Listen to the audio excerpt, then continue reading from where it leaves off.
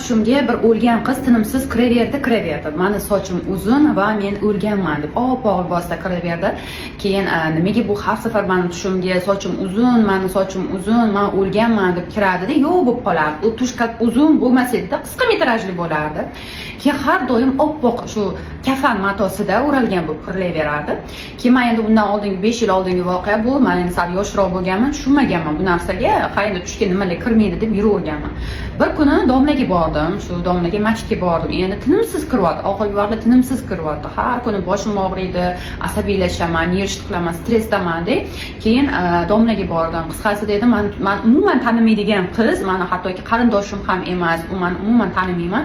Men o'likman, men o'lganman, lekin meni sochim uzun deb sochini tinimsiz ko'rsataveradi menga. Bu birinchisi emas, ikkinchisi emas, juda ham ko'p mana shunaqa holat bo'lyapti. Tinchlikkanmi, nimaga bunaqa tush ko'ryapman deganimda, o'sha domla sразу aytdi, sochingiz uzun ekanda, bu soch siznikimi dedi. Yo'q dedim, men narashka qo'ydirganman, tegi uzunmiki, просто uzun bo'lishi uchun sochimga narashka ulatganman, televid uchun, chiroyli ko'rinish uchun deganimda, hoziroq sochingizni olib tashlang, boringda olib tashlang, sababi o'sha sizning sochingiz shu o'lib qolgan qizni sochini qo'ygan bo'lishi mumkin. O'shaning uchun sizga tinimsiz u sochini haligi qilyapti, kiryapti. Ya'ni o'zini realni sochini bir xil salonchilarga sotadi-ku uzun sochlarni. O'shanaqa bo'ladi deb meni aytdi. Bordim salonchiga bo'lgan voqeani aytdim-da, keyin kestirib tashladim. Olib tashladim shu nimani sochim. Keyin meni sochim qari edi-da, o'sha qari edi. Bu qildim ish qilib maska qildim. Oradan 2 yil o'tdi, mana hozirgi holatda shu sochimni va o'sib ketdi u.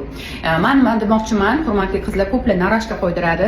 Sizlar bilmaysizlar u narashka qanaqa, pok qiznikimi, fohisha qiznikimi, u o'lgan qiznikimi, kasal qiznikimi bilmaysizlar.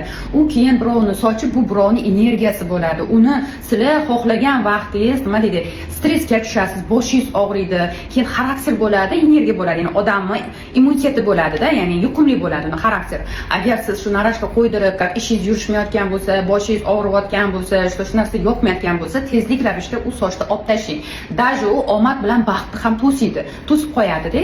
Ana shu sochimni olib tashlaganimdan keyin ishonasizmi, hayotim shunaqangi o'zgarib ketdi. Turmushga ham chiqdim, farzandli ham bo'ldim, biznesim ham rivojlanib ketdi. Ungacha men 2 yil tinimsiz shu sochim qari bo'lganim uchun, uzun qilish uchun narashka sochdan foydalanib, uzun qilib yurardim. Lekin ishonsanglar, na pulimda baraka, na bir umuman o'zimda halovat, hech narsa haligi erkin emas edim-da. O'sha soch ham odamni qanchalik darajada men bu anaqasini baxtsizligini, baxtliligini ta'minlar ekan.